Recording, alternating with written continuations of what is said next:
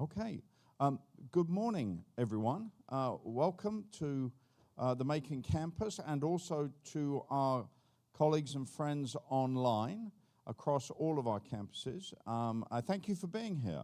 This is part of our Ethics Awareness Week programming at Middle Georgia State.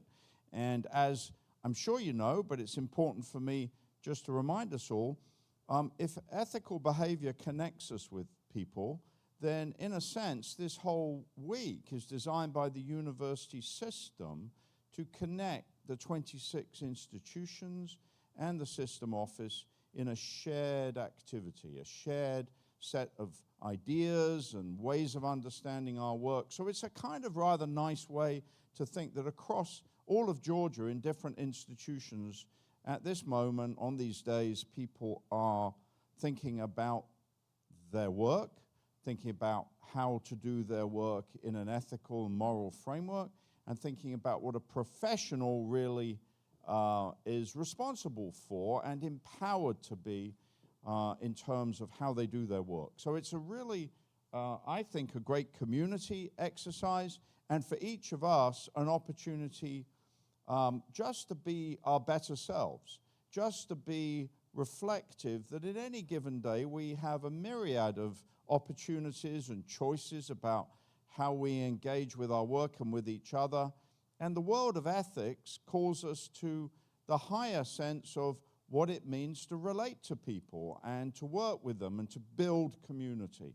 And today on the stage, we have a panel of some of the best people to help us understand what that might look like, what it might be to be an ethically minded and ethically driven individual in our work.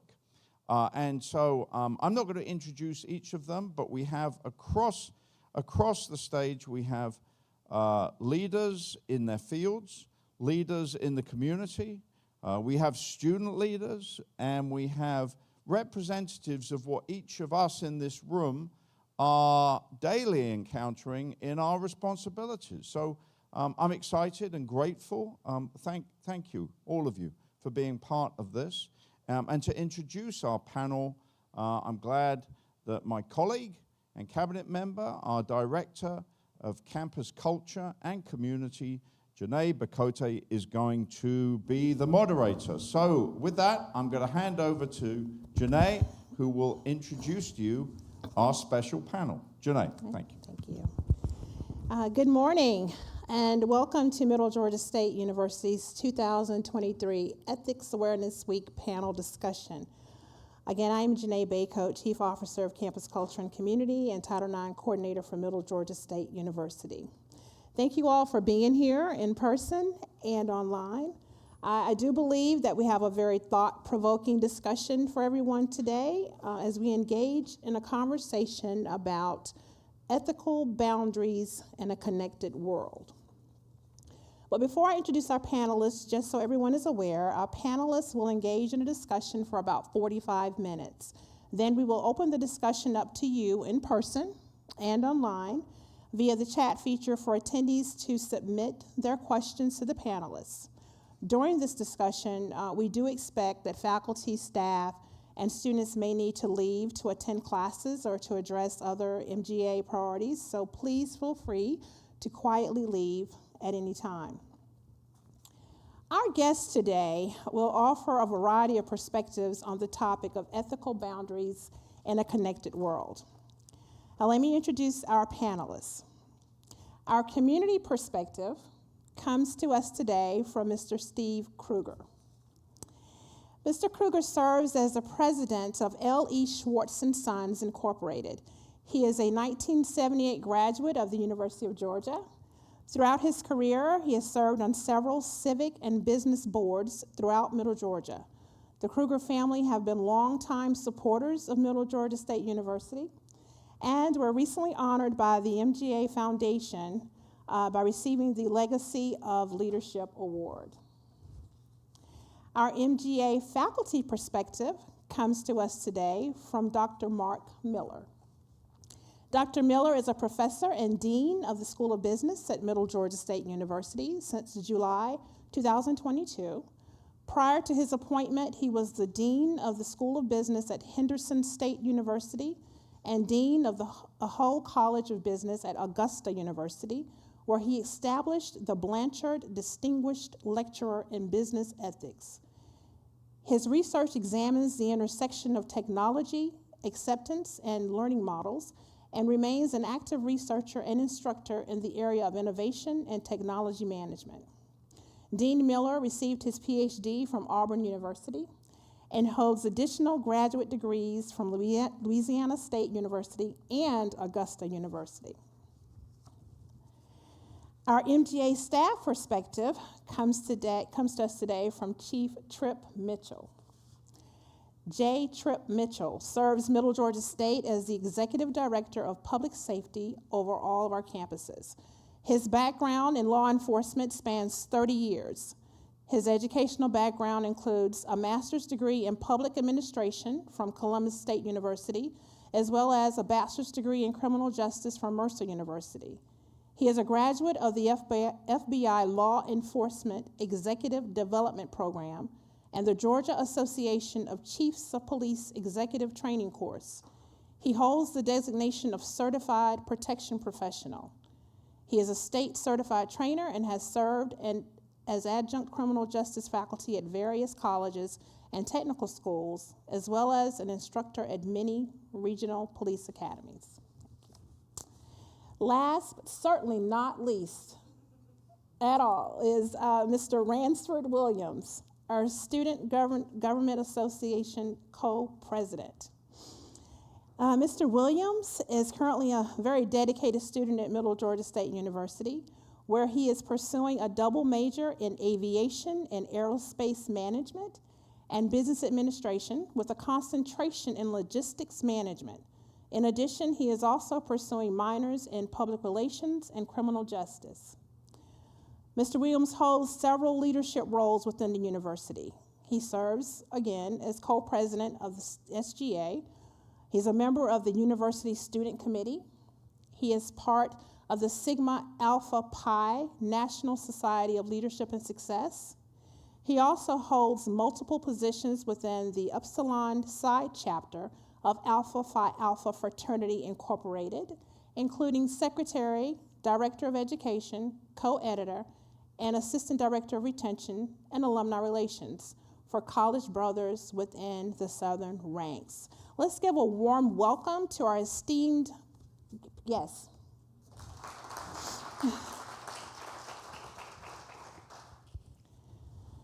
As we transition into our discussion, today's topic reminds me of how, individually our lives have become even more intertwined with technology and connectivity.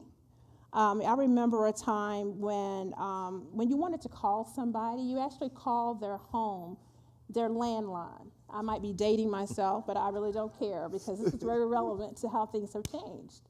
And if that person was home, then you would reach them. If they weren't home, you had to keep calling until they showed up. And the other way we would connect would be in person. You just go visit someone. But now, I think technology and connectivity has really evolved to affect us individually. But I'm also curious to learn from you all. What would you say the key ethical considerations in higher education are as it becomes increasingly intertwined with technology and connectivity? So beyond our individual lives, in this space in higher education, we have some ethical considerations we have to really think about. So what would you say are the key ethical considerations in higher education as it becomes increasingly intertwined with technology and connectivity? Mr. Williams, would you like to start? I don't mind, since you just threw me out there. I think some of with the advancement of AI as in education, and just throughout, I think some of the key ethical considerations would definitely be one with regards to privacy. Another would be intellectual property as it relates to that, and the accuracy of AI inferences. And I look at that in the sense that in an educational framework, where the AI is often used, having people's information and be able to use it in a format as in the education process. You know, we also have to look where this information is going, who's seeing the information, and if people are given their rights as to how it's used, and also the developer. You bring up AI, and we're hearing now that AI is coming. It's already here. I think it's been here ever since, even with our cell phones, you type a word in and the phone wants to correct your spelling. And I think that's some form of AI. I'm not an expert. We'll get to Dr. Miller in a bit on that. Mr. Kroger, would you like to? Certainly. From both a business and a community standpoint, what we look for higher education to do is give us wonderfully prepared people for the workforce. And what they have learned and how they apply what they have learned can determine our future is what we're able to do, because without a good workforce, we can't compete, we can't accomplish the work that we set out to do. And the community looks for good people that hopefully will stay here if they're in the Macon Middle Georgia area, and they're the future of our community and of our region. So we want folks that have those high standards and will show up and be there every day and make us better for the years to come. Yeah, great point. Chief? Well, I think not only do you have to have ethical considerations, but you have some professional responsibility with that. Mm-hmm. I think that when we have a post-COVID era, what you saw take place was that technology was actually ready for us, but we weren't ready for the technology. And now that we're adapting to this new norm of what we do now, we have to look at it from a perspective of, we don't want to create an environment in which we have something go wrong and nobody taught us that this was unethical or this was not a learned behavior. We need to get out front of what behaviors are considered ethical and teach that. So as the technology develops and we are catching up with it, we know what's right and what's wrong. Yeah, interesting point. Dr. Miller, you want to chime in? Absolutely. I think the key word in this question is privacy, but more importantly, a culture of assurance of privacy. That it's really easy to access our information now. I'll give you an example. That I had an alumni event one time where an alumni gave a speech, and he kind of went off script a little bit, and he said something that was relatively cringeworthy. And one of the staff went and looked at his record because he could. They could type it in. He could look it up. He could look it up very quickly. And he talked about it in some disparaging ways, about the person's grades and whatnot, and then how were they able to really represent our university. Had that person in the old ways, they would have had to have gone through multiple steps to get that information. Now we can get it at our fingertips. And so we need to be able to call, to not in a polite sort of ways, to say, no, that is not good behavior. Even though you do have access to that information, you should not use it in that way. And I did. I took a stand and I called him out and I talked to his boss, and I didn't want him to be fired. But I did want him to know that was incorrect behavior, and we needed that culture to be able to talk about and to be able to say. Now, to his defense, he immediately apologized. He was embarrassed. He knew he had made a mistake. But if we had not talked about it, he would have never known, and it would not have caused when I was not trying to publicly shame him, but we wanted to be able to call that behavior out, because we all collectively have the responsibility to hold us all accountable to ethical standards. Yeah. Great point.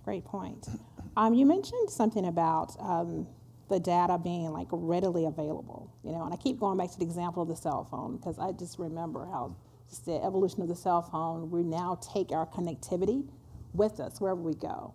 I think before that, wherever you were present in that moment.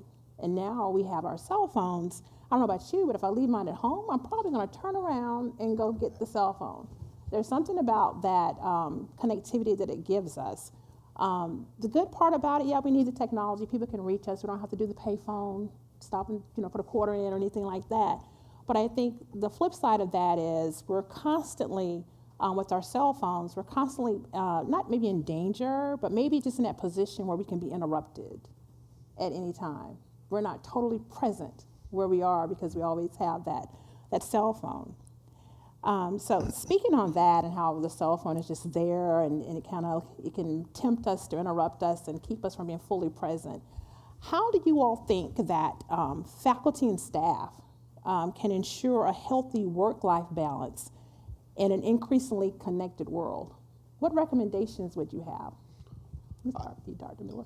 I say set boundaries and set personal boundaries, but also set boundaries for your colleagues and the people you work with. I was in a meeting, many years ago, several years ago, where we had asked this person to give a presentation. She had done an amazing job, and really had put the effort and the time into it. And I looked around the room, and every single one of us were looking at our phones. And I was embarrassed. I felt ashamed. I felt like, wait a minute, we asked this person for their time, and we are now we are not showing them any respect whatsoever.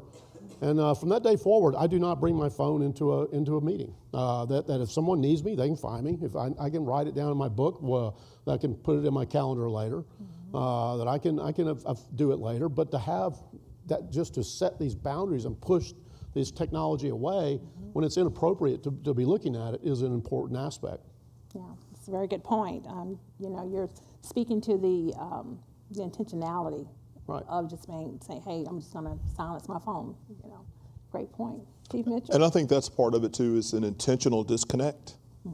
You have to think about what you're doing. So as part of one that is connected to this university 24/7 for critical incident response and things like that, it is very difficult for me to put a cell phone down. Responding to emails. I think we've also become a world where we have some classical conditioning that people are now engaged so quickly that if you don't return a text in 30 seconds or you don't return an email, that becomes an issue of boundaries. I think that from a supervisory perspective, one of the biggest lessons I learned last year was to tell the individuals that work with me and some of my stakeholders that if I may send an email at 1:30 in the morning, but I don't expect you to respond at 1:30 in the morning. Sometimes my brain gets caught up in thinking, I did not think about that. So one of the intentional things that I do is I tell my staff that although you're getting that, I expect you to respond during these core hours so you can still have your work quality life balance and your boundaries, that I'm not intruding on your statement. Because I think that becomes an ethical issue, is what people, or professional responsibility is like I call it, is that people are really not sure, am I supposed to answer right now, or if I wait too long, what is the proper response to a timed email? And that's that 24/7 that I think a lot of employees, faculty, and staff may feel as though I don't know how to do that. So then we condition the people that we're going to respond instantaneously, and then people get upset when it's been 15 minutes. Which, when you said, which dates me as well, there were times when you didn't have a quarter for a payphone. Or, and you would have to ride to places, and nobody had that instant expectation. So I think that's good communication with who we work with and who we involve ourselves with, to say, hey, it's not personal if we haven't been able to, and kind of reconditioning some of those boundaries would help. Yeah, great point.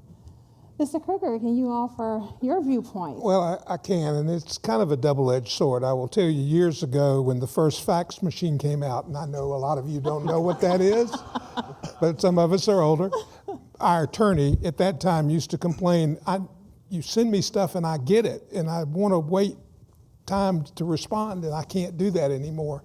We have utilized technology's ability that we turn off. It says, do you want to send this message before 8 a.m. or 7:30 a.m.?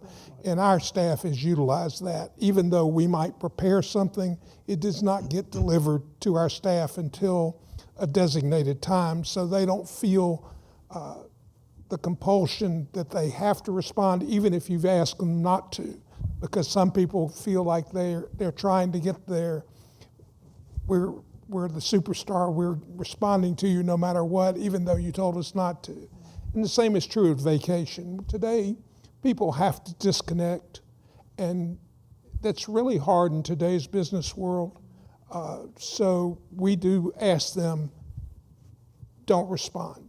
You know, if you want to do it 1 hour a day when you're gone, tell us that hour, and we're going to try to observe that for you and help you take that time away from the business, because there's pressure enough on a daily basis, and when you're supposed to disconnect, you need to disconnect. Yeah, that's an interesting point. And being able to tell people don't respond, I think some people need to hear that, because there's a concern about, well, what kind of message am I sending you if I don't immediately respond to your email or your text or however you're connecting with me. Now, Ransford, I'm going to shift a little bit on this question because you bring the student perspective to us. How can students ensure a healthy educational experience and environment in an increasingly connected world? To be honest, as a student and as an individual who've seen my friends and counterparts who are attached, it's like part of them, as you said, biologically, it's like you're missing a limb or something. However, I've always prefaced everything in life, even with my friends and students that I encounter, that self-care is the utmost. Self-care has to be everything in the spaces that you traverse. Also, I outline the fact that we have to use social media wisely and also maintain a digital wellness, whereby we don't want to immerse our offline experiences with our online experiences. So make sure that it's balanced and taking time out for self. That's how we've done that. Yeah, that's critical. We're no good to anyone Right. if we're like You can't laid pour out, from an empty cup. laid out on the floor. So I totally agree with that. I have a good question. I want to start with you, Dr. Miller, because you did talk about data.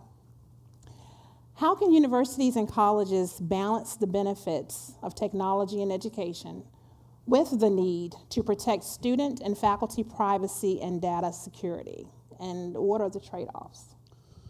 Well, one of the ways to do it is to anonymize data as best we can, because, and look, let's be honest, we get a lot of benefit from the data that is out there about us. Our students get a lot of benefit. I can adjust my teaching strategy knowing who that student is. I can build tools that allow my online learning to adjust based on who that student is and how they learn. So we get a tremendous amount of good from our privacy being somewhat invaded. But we have to be able to set those boundaries so that we're not allowing it to get out there too much, where it can be used in a negative sense. So it's just a matter of trying to determine those boundaries. But we have to also know that those boundaries are going to be pushed a lot, and they're going to be expanded and contracted constantly. And sometimes we'll be happy with the outcome, and sometimes we won't. I don't like going into retail establishments. I just don't. I prefer to shop online. But what do I do whenever that happens? I give up a significant amount of my privacy. As a student on the same end, they like, and we should promote hybrid learning models, because we know the research is clear that we can create higher levels of learning through that. But they have to know that parts of their privacy will be taken out, of that. So we have to kind of give and take, our own privacy on that, and know that that there's a trade-off of good that we receive, but we have to give up some of our personal data. Okay, that's a great point. So I'm going to segue into the next question based on what you just said, and any one of you can chime in on this one. So in the context of online learning and educational technology, what ethical responsibilities do educational institutions have in ensuring the security and privacy of their students' data and online interactions? Let's not all speak at once. I'll give you a different perspective from a business Yes. standpoint. Please. We have a lot of privacy information, but we've got people working remotely. So if they're going to access our files to work up a quote, we don't want to open up all of our information about other jobs where someone else could get into that remotely. So we have dual authentication, where somebody has to know a couple things in order to get into our system. And we set up firewalls separating our accounting system from our estimating system, because there's so many things that there are unfortunately bad actors in the world looking to do bad things and get any advantage they can. So we're trying to use the technology, take advantage of remote workforce and people working in different locations, but at the same time protecting the company and protecting the company's information as best we can. So Ransford, what would you say is or are ethical responsibilities that educational institutions have to ensure? I think, as my colleague mentioned, whereby you have steps or parameters and not just having a one streamlined system or setting up firewalls. I think some of the ethical considerations the university has to be aware of is how data is collected and how it's disseminated, and also on the mere fact that staff need to be made aware and be trained on practices with regards to technology, its uses, pros and cons. Awesome. And I think we all have to be, or we have to institute what I call positive peer pressure. Is that we need to be, we need to be stewards of student data, and we all have that responsibility to do such. And if we see an ethical lapse, or even one that's in that gray area, that we need to positively say, hey, you might not want to do it that way. That is, putting or getting close to putting someone's information in a precarious place. And I think that if we're all talk about it and we all discuss it and we have forums like this and we're constantly bringing it to the forefront and we become the role model and we are all, everybody in this room can be a role model in that case. And might I add, in the realm of the workplace, where for my university, I've seen where they have been doing a lot with regards to password protection. You don't have the same password consistently or over the period, and you have a secondary process in order to get in. It's either phone, a text, email, something of that magnitude, but something that can be implemented and which I would assume that it's been done, whereby a simple thing, say for example, your coworker has their computer screen up. You can tap them and say, hey, leave a little note, hey, you left your screen up, blah, blah, blah, Control, Alt, Delete, close out. And simple thing is that, and whereby we get the constant emails about phishing. So I see where the university is doing its part in making sure that we're protected via security issues. Yeah, definitely. Middle Georgia is definitely on the forefront of those protections. Yes. I completely understand. As you were going through your list, I was like, yeah, I get the phishing email, I get the two-step authentication, all of that. I mean, much like in corporate America, you do the same thing. If you use your bank card, if they see some suspicious activity, I don't know about you, I get a text. Yeah. And I have to confirm that it's me. And I think higher education has to take that same position as well. Chief Mitchell, did you want to chime in on a little bit? I think one of the things we have to do is we have to be proactive in expressing in defining what privacy is. I think that a lot of people take for granted their digital footprint. And one of the things for students that we may have a challenge with is explaining that what happens now may survive for 50 years and may not be part of what you think is gone in an email or something that may have been a rant or may have been a situation in which they gave a date of birth or gave some information, or we have situations in which they did not think that sharing that information online was going to have the negative effect that it did, and then all of a sudden it's opened up this huge corridor for them for identity theft or for issues that come back. And I think that we have to really start really talking about some conversations about what is private and what is privacy and what we're willing to protect. Okay. I was going to change the topic a little bit. And Dr. Miller, I'm going to start with you on this. How can educators and institutions address the ethical challenges of remote and online learning, including issues related to digital equity, accessibility, and student engagement?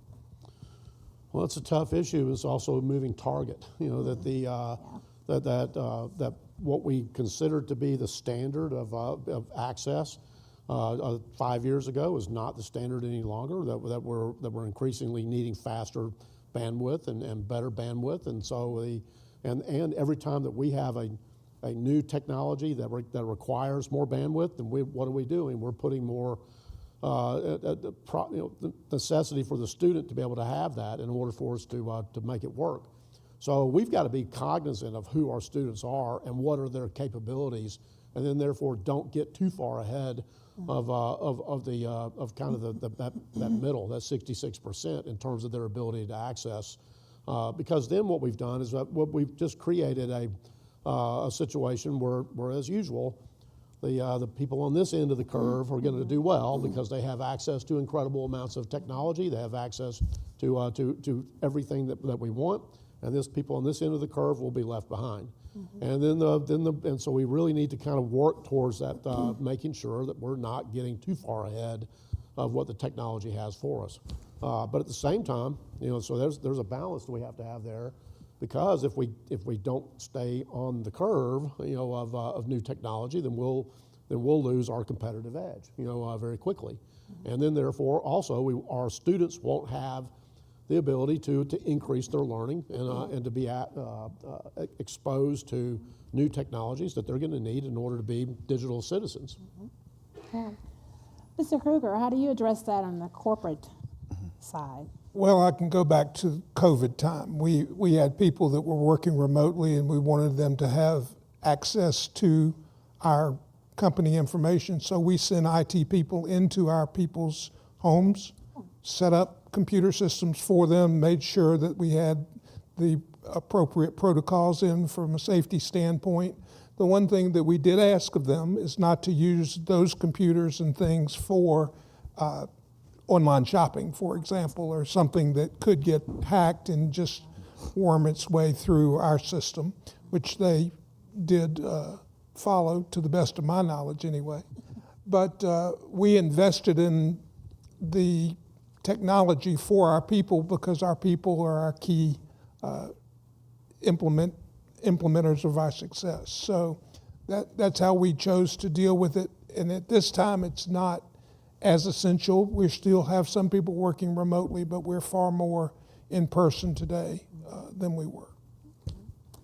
Ransford, do you have a student view of this question? No, normally I'd ad-lib, but I was taking notes.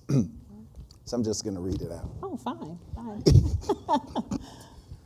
For me, educators and institutions can tackle ethical challenges in remote and online learning by creating ethical guidelines, that's for one, consider ethics in programs, design and using a multifaceted approach where you are able to promote digital equity and ensuring accessibility and enhancement. However, with each of these areas, each situation may require a unique approach and ongoing dialogue and reflection. Very good, very good. And I think we learned some valuable lessons about technology when it comes to equitable distribution of what we're trying to do. I go back to what you were saying. I mean, especially in some of our southern corridors where they don't have the bandwidth to even get online, and we set such expectations. We also have people who come from a different environment, different cultures where they may prioritize. We also have to consider the level of socioeconomic status, I think, as far as being able to say, can they even afford? We had, I know that from when COVID is one of our biggest learning curves that we had, but we would have students that would pull up to the school and utilize the bandwidth at the school to be able to complete their classes. And that was a learning moment for me personally, because I think that we might have taken for granted a few things that we thought that going to online learning and learning that to being able to just purchase a webcam. I mean, there were students that don't have enough money to purchase a webcam, but yet we throw out these things online to say, we're going to do this and we're going to do that. And I think that we all, even from staff members, it doesn't necessarily have to be students.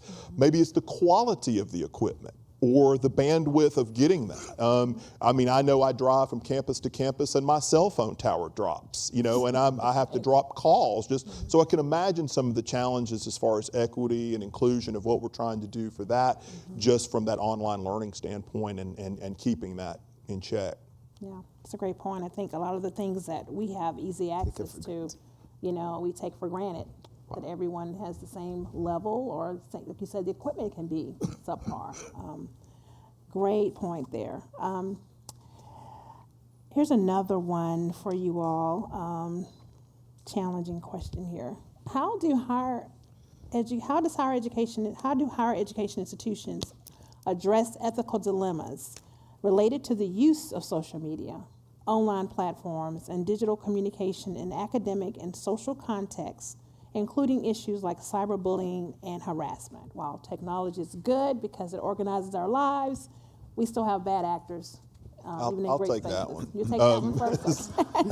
As someone who gets several emails a day and several phone calls a day about concerning emails, not necessarily threatening, but concerning emails, things that may involve mental health issues, may involve situations where somebody has an unresolved grievance that have escalated into situations. I think that one of the things we have to remember is that the Supreme Court is very clear on First Amendment rights.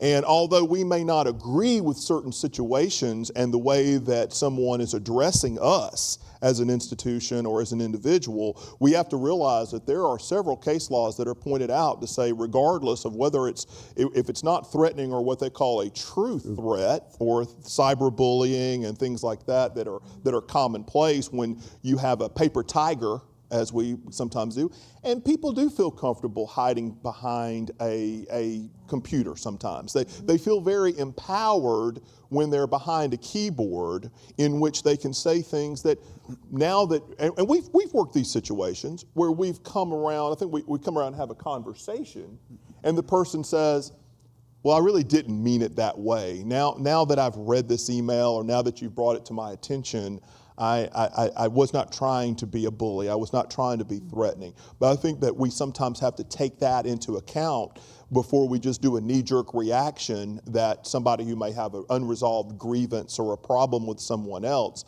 may not have the socialization skills because they've been disconnected for so long that they are really trying to work it out in an interpersonal relationship skills.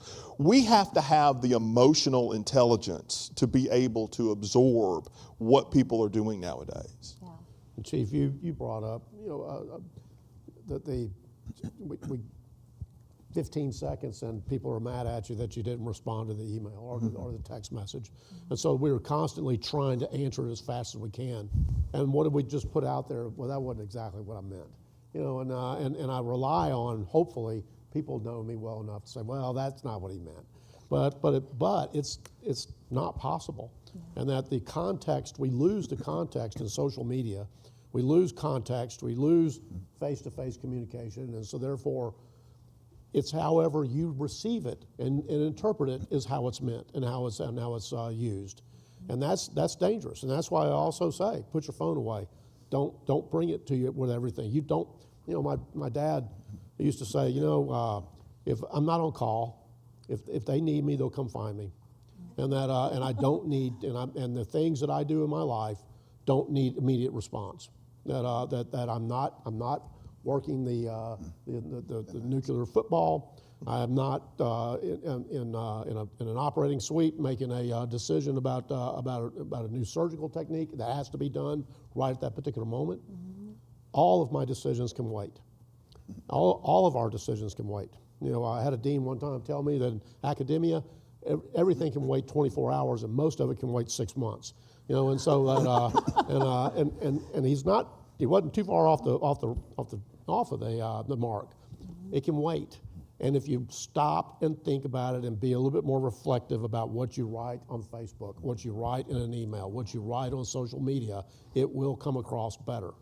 And so put the phone away.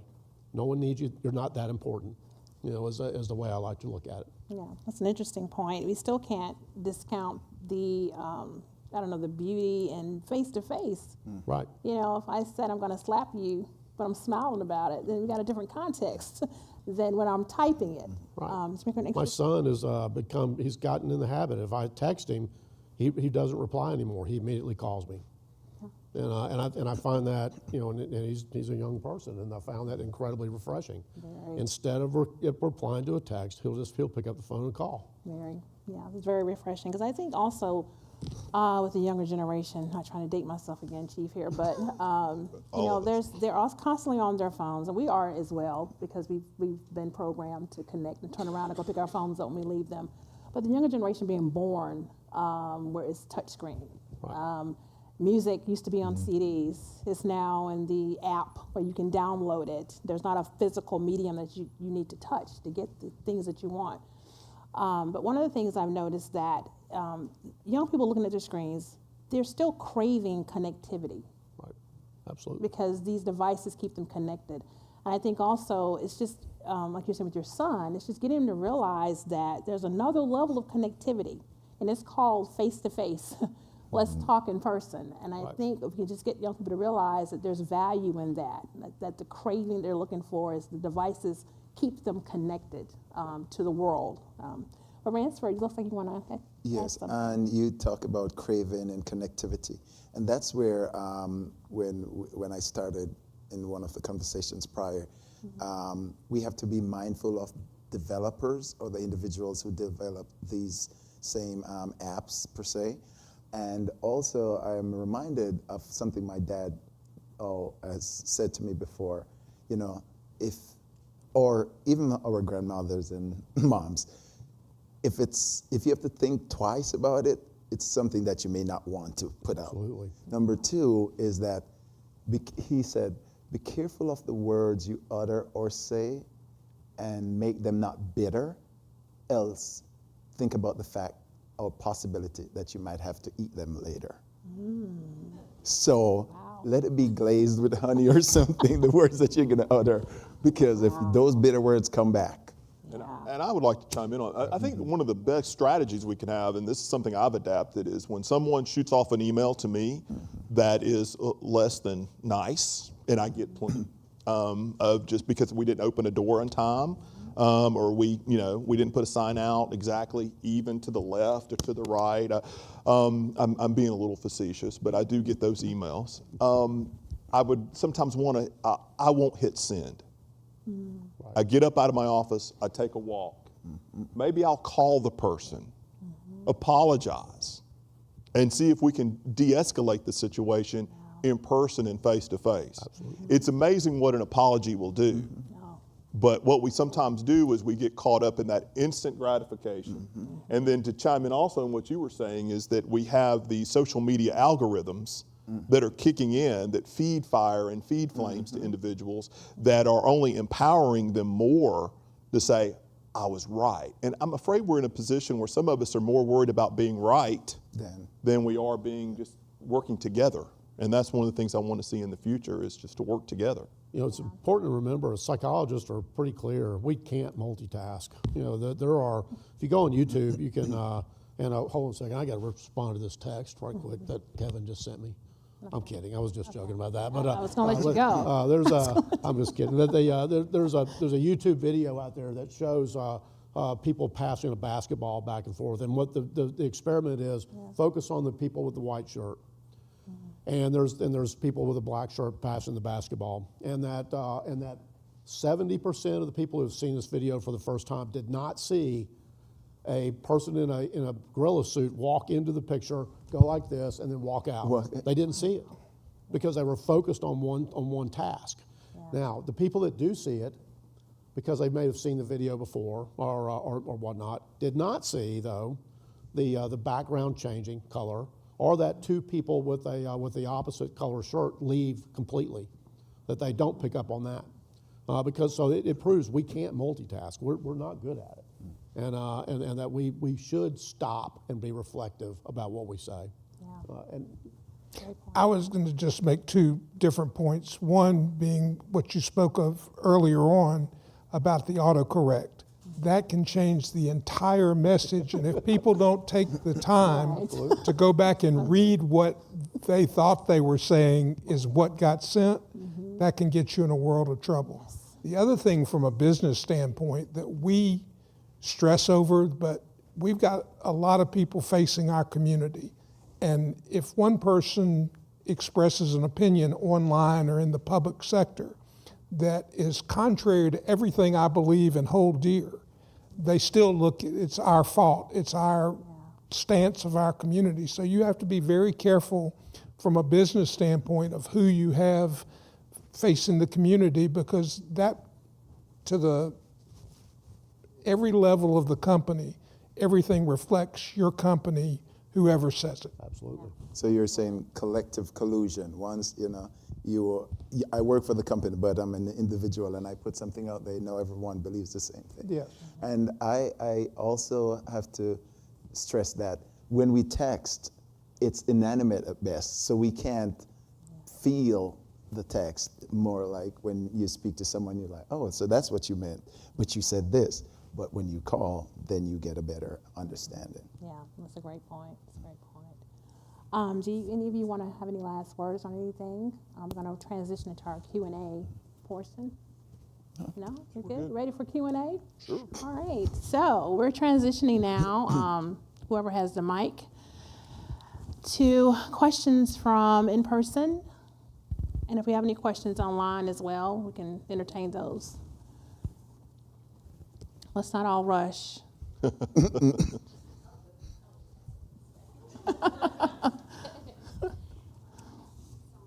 I'm not sure I really need this because I'm very loud. But I'm just reminded, as a teacher, I get older every year, but the students stay the same. And so I keep getting further and further away from that generation. And I'm just curious, your thoughts on this is that obviously we come from a different generation than the students that we're serving, and their way of thinking about ethics and what's right and wrong and business, as you say, is completely different than ours. And so how do you guys address that? Because I personally have to stop and say to myself constantly, they aren't thinking the way I'm thinking. But in some businesses, they really do need to change the way they're thinking to be able to function in that role. And it's quite difficult. We are totally different. So what do you guys suggest for that?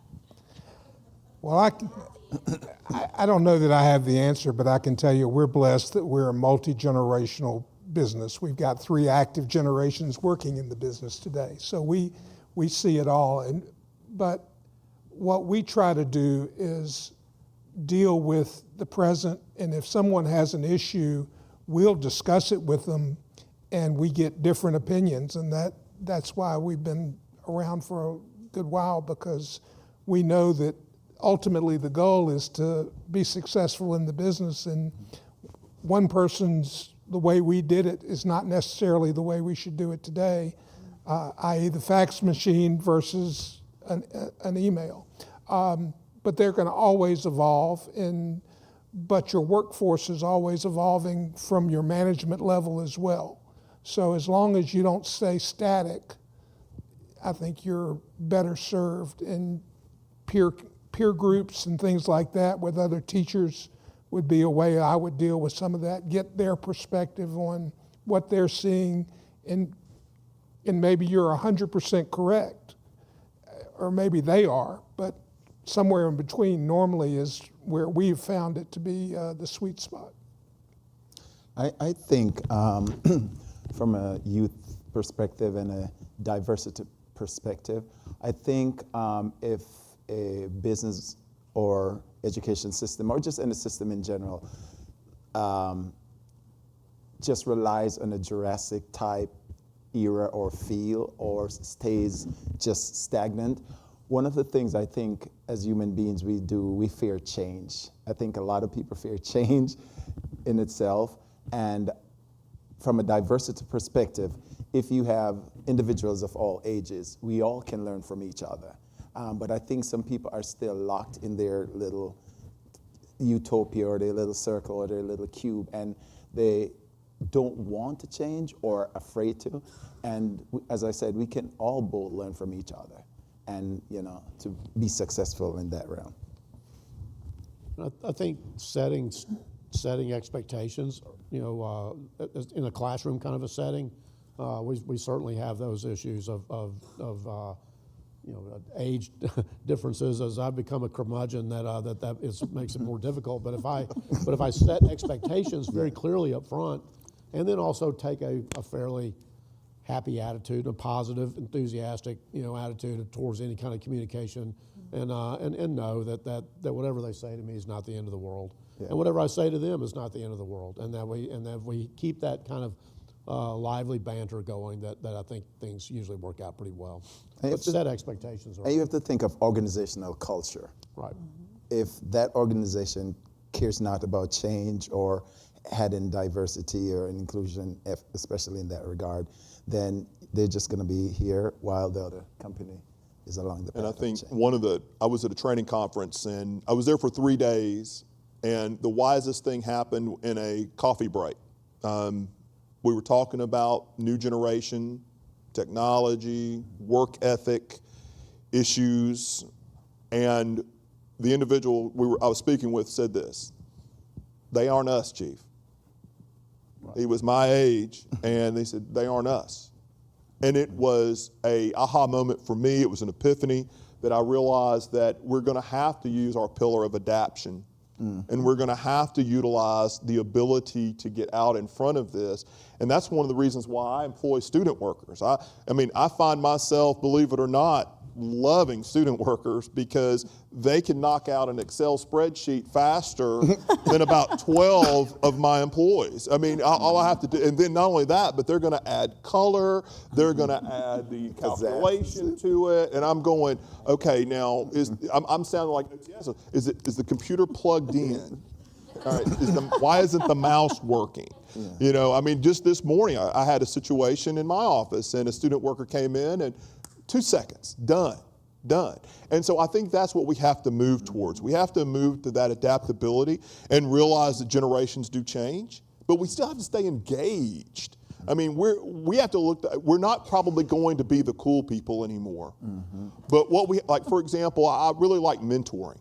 We have a strong leadership Knights lead, and we have a strong Knight, mentoring program here at the university.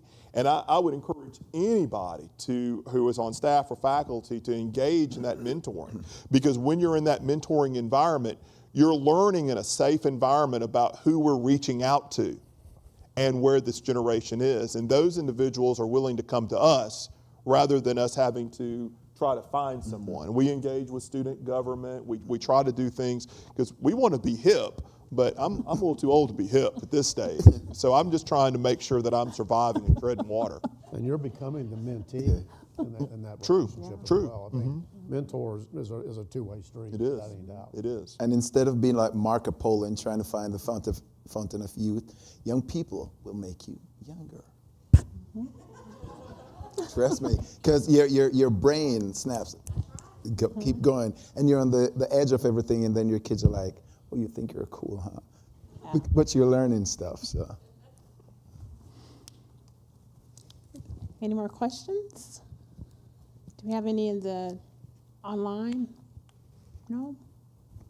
there you go. Okay, yeah.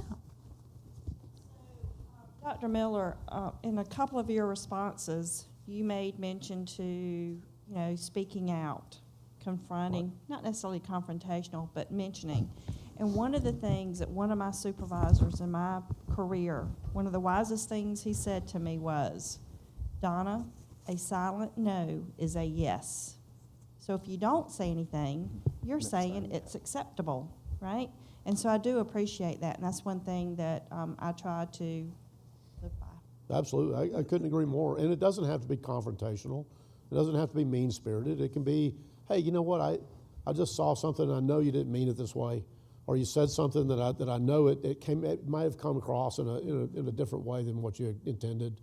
Or you did something that, don't, be careful. And then maybe even attach it to yourself, to say, look, I did that. I've done that. I'm guilty as charged, as this as well, but I'm really trying to not do this anymore.